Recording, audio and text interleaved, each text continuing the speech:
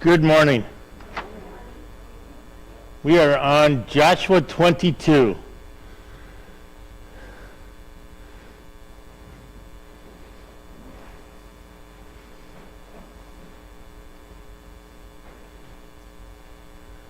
Joshua summoned the Reubenites, the Gadites, and the half-tribe of Manasseh.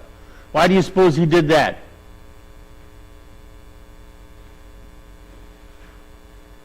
The Reubenites, Gadites, and half-tribe of Manasseh.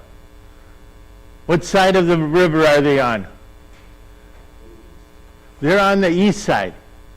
So it's time, after 8 years, you get to go home now.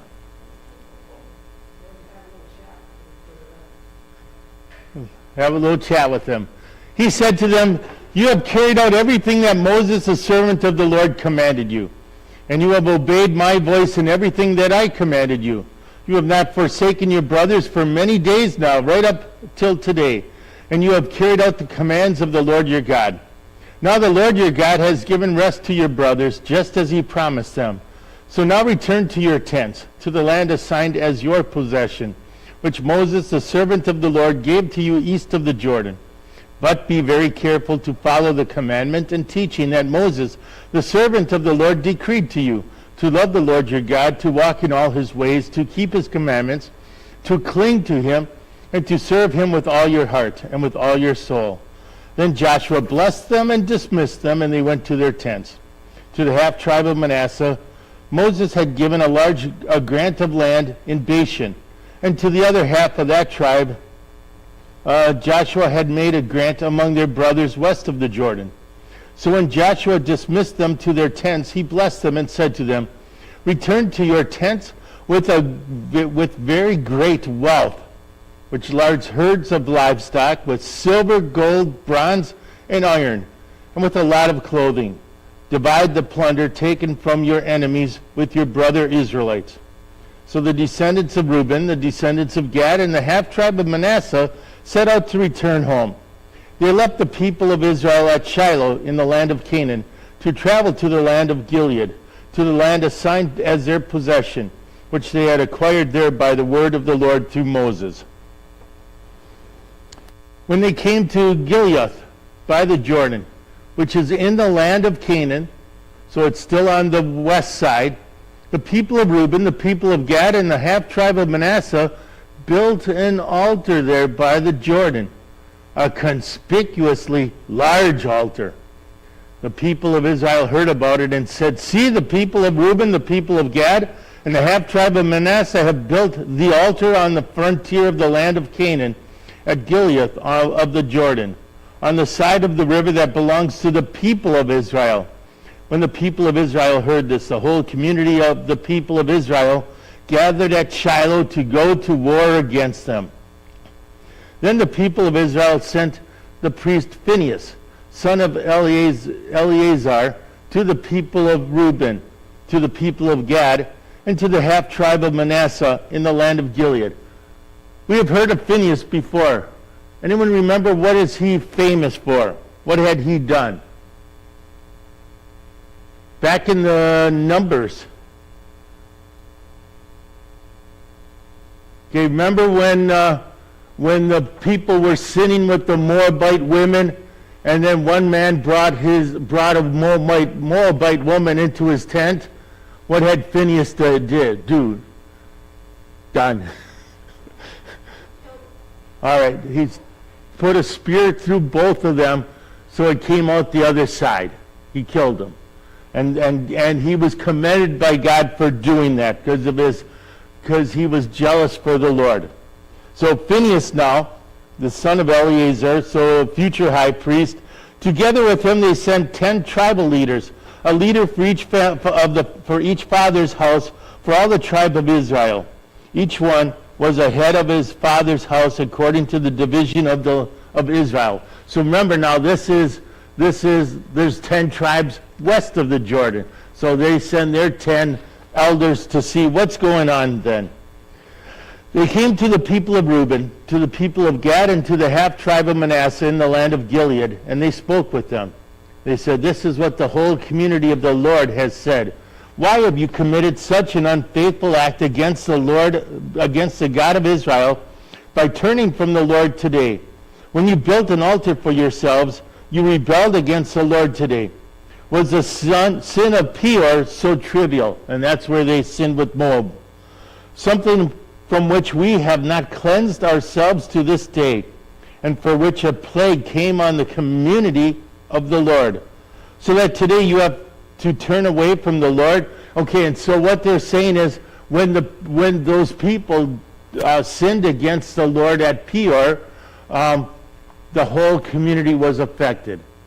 And so, and then they're going to repeat that with another case here. So we're all affected. And so they're concerned that we're going to be punished for what you did. So that today you have to turn away from the Lord. This is what will happen if you rebel against the Lord today. Tomorrow he will be furious against the whole community of Israel. But by all means, if the land you have received as your possession is unclean, cross over to the Lord's own land, where the dwelling of the Lord has its home, and take your possession among us. But do not rebel against the Lord, and do not make us rebels by your act of building an altar for yourselves apart from the altar of the Lord, Yahweh, our God." When Achan, son of Zerah, acted unfaithfully in regard to the devoted things, did it not bring anger against the whole community of Israel? He was not the only one who perished because of his guilt. Who also had perished? His whole family and all his possessions.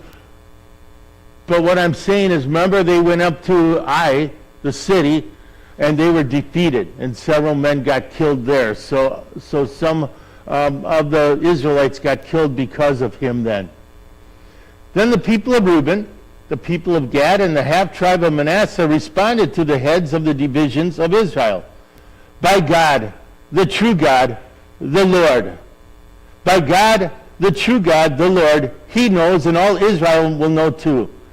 If we acted in rebellion, or if we acted in unfaithfulness against the Lord, do not spare us this day. If we acted to build an altar for ourselves to turn from the Lord, or if we acted to offer up burnt offerings or grain offerings on it, or if we acted to make sacrifices of fellowship offerings on it, let the Lord himself demand an accounting from us.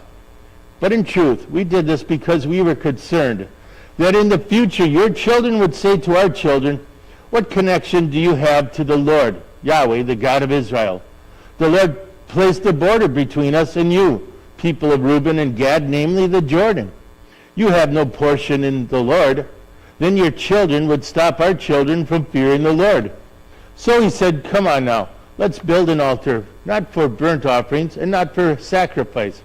Rather, it is to be a witness between us and you, and between our generations after us, concerning our right to perform the worship of the Lord before him by our burnt offerings, by our sacrifices, and by our fellowship offerings, so that your children cannot say in the future to our children, 'You have no share in the Lord.'"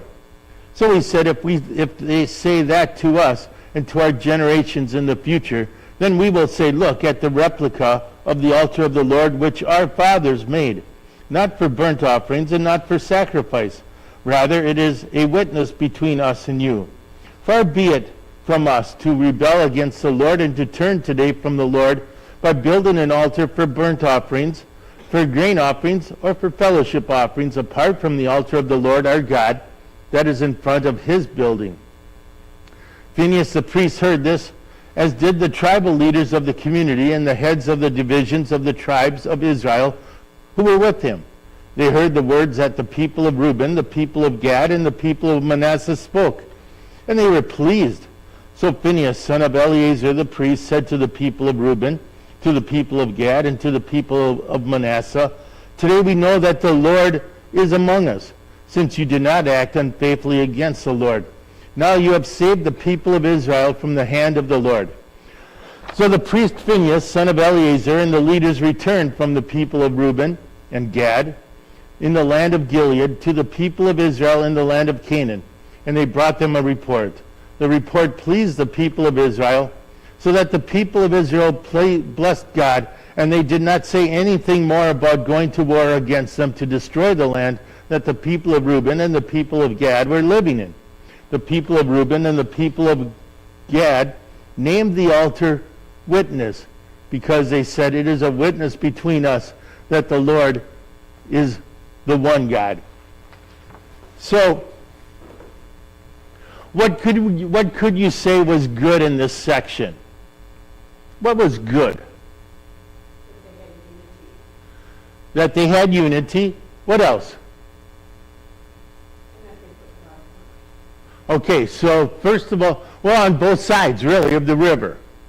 So the people of Reuben are saying, we want our families always to be worshiping the Lord. Because in a way, they're taking